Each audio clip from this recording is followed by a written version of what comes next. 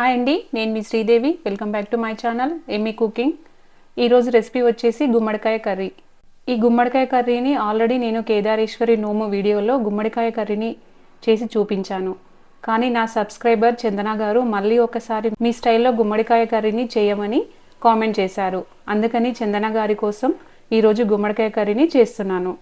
ఈ గుమ్మడికాయ కర్రీ రోటీస్కే కాదండి, అన్నంకైనా బాగుంటుంది. అలాగే రసం, సాంబార్ అంచు కూడా పెట్టుకొని తినేయొచ్చు. ఈ గుమ్మడికాయ కర్రీ చాలా మంచిది. అందులో చాలా విటమిన్స్ అలాగే చాలా పోషకాలు ఉంటాయి. పెద్దలైనా పిల్లలైనా ఎవరైనా తినొచ్చు ఈ కర్రీని. మీరు ఎన్నో రకాల గుమ్మడికాయ కర్రీని చేసుకొని ఉంటారు, కానీ ఒక్కసారి ఈ స్టైల్ గుమ్మడికాయ కర్రీని చేసి చూడండి, టేస్ట్ అదిరిపోతుంది. ఇప్పుడు ఒక గుమ్మడికాయను కడిగి తీసుకోవాలి. మీరు ఎంత వండుతారో అంతే కట్ చేసి తీసుకోవాలి. కట్ చేసిన గుమ్మడికాయలో ఇత్తులు అలాగే గుజ్జులాగా ఉంటుంది కదా, దాన్ని ఒక స్పూన్ తీసుకొని ఈ విధంగా అంతా తీసేయాలి.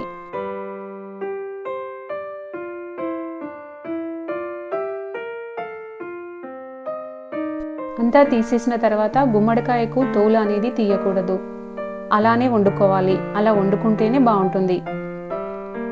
ఫస్ట్ గుమ్మడికాయను ఇలా పొడుగా కట్ చేసుకోవాలి. అలా పొడుగా కట్ చేసుకున్న ముక్కల్ని చిన్న చిన్న ముక్కలుగా కట్ చేసుకోవాలి. ముక్కలు అనేవి మరీ పెద్దగా మరీ చిన్నగా కాకుండా ఇలా మీడియంగా కట్ చేసుకోవాలి. అన్నీ ఇదే విధంగా కట్ చేసి పక్కన పెట్టుకోవాలి.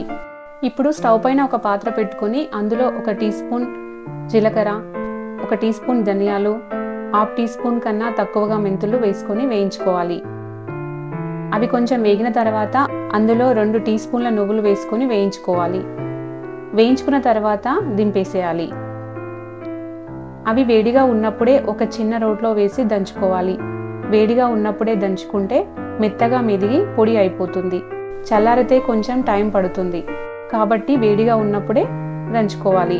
తక్కువ క్వాంటిటీ ఉంది కాబట్టి మిక్సీ పట్టుకోవడానికి కూడా రాదు, అందుకే దంచుకుంటున్నాను. ఒకవేళ మీ దగ్గర ధనియా పౌడర్ అలాగే జీరా, మెంతి, నువ్వుల పౌడర్ ఉన్నట్లయితే వేసుకోవచ్చు. కాకపోతే ఇవన్నీ అప్పటికప్పుడు వేయించుకొని వేసుకుంటే కూర టేస్ట్ అలాగే మంచి వాసన వస్తాయి. మీ చాయిస్, మీరు ఎలాగైనా వేసుకోవచ్చు. దంచుకున్న వాటిని ఒక ప్లేట్లోకి తీసుకొని పక్కన పెట్టుకోండి. ఇప్పుడు అదే రోటిలో 10 పచ్చిమిర్చిని తీసుకొని ఇలా చిన్నగా చేతితో తుంచుకొని రోటిలో వేసుకోవాలి. మీరు తినే కారాన్ని బట్టి పచ్చిమిర్చిని వేసుకోండి.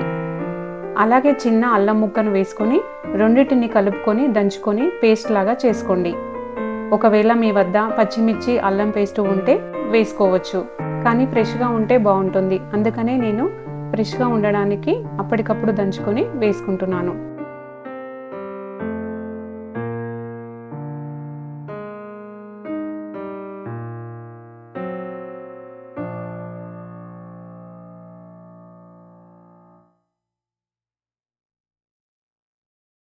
దంచి పెట్టుకున్న పచ్చిమిర్చి పేస్టును ఒక ప్లేట్లోకి తీసుకొని పక్కన పెట్టుకోవాలి. ఇప్పుడు కర్రీని ప్రిపేర్ చేసుకుందాం. స్టవ్ పైన ఒక పాత్ర పెట్టుకొని అందులో 3 టేబుల్ స్పూన్ల ఆయిల్ని వేసుకోవాలి. ఆయిల్ వేడైన తర్వాత అందులో 1/2 టీ స్పూన్ ఆవాలు, 1/2 టీ స్పూన్ జీలకర్ర, 3 ఒట్టిమిరపకాయలను తుంచుకొని వేసుకోవాలి. తర్వాత 2 టీ స్పూన్ల పెసరపప్పును వేసుకోవాలి. ఇవన్నీ వేసుకున్న తర్వాత వాటిని కొంచెం వేగనివ్వాలి. అవి వేగిన తర్వాత అందులో కరివేపాకు వేసుకోవాలి. కరివేపాకు వేసుకున్న తర్వాత మనం దంచి పెట్టుకున్న పచ్చిమిర్చి అల్లం పేస్ట్ను వేసుకోవాలి. వేసుకున్న తర్వాత అది పచ్చివాసన పోయేంత వరకు వేయించుకోవాలి.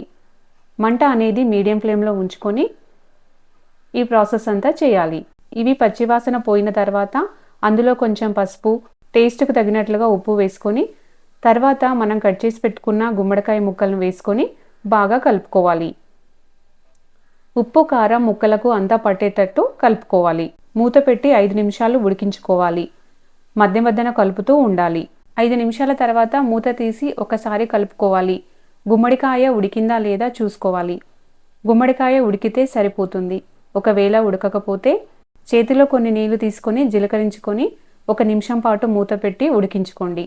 నీళ్లు అనేది ఎక్కువగా పోసుకోకండి, ఎందుకంటే గుమ్మడికాయ అనేది బాగా ఉడికి మెత్తబడి గుజ్జులా అయిపోతుంది. అందుకని చూసి పోసుకోండి. గుమ్మడికాయ లేతగా ఉంటే అస్సలు నీళ్లు అవసరం లేదు. నేను వాడే ఈ గుమ్మడికాయ లేతగా ఉంది, అందుకని నేను నీళ్లు జీలకరించుకోవడం లేదు. గుమ్మడికాయ అనేది ఉడికిపోయింది. మనం 1 స్పూన్ తీసుకొని ఈ విధంగా చూస్తే గుమ్మడికాయ ఉడికిందో లేదో ఈజీగా తెలిసిపోతుంది.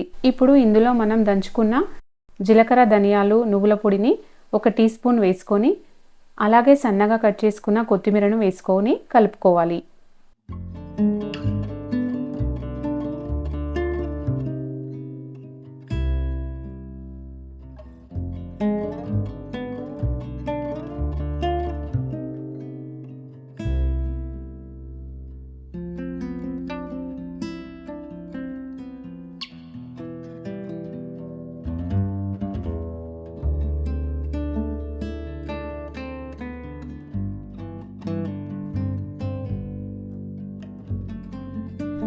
మూత పెట్టి 1 నిమిషం పాటు ఉంచుకొని దించేయడమే.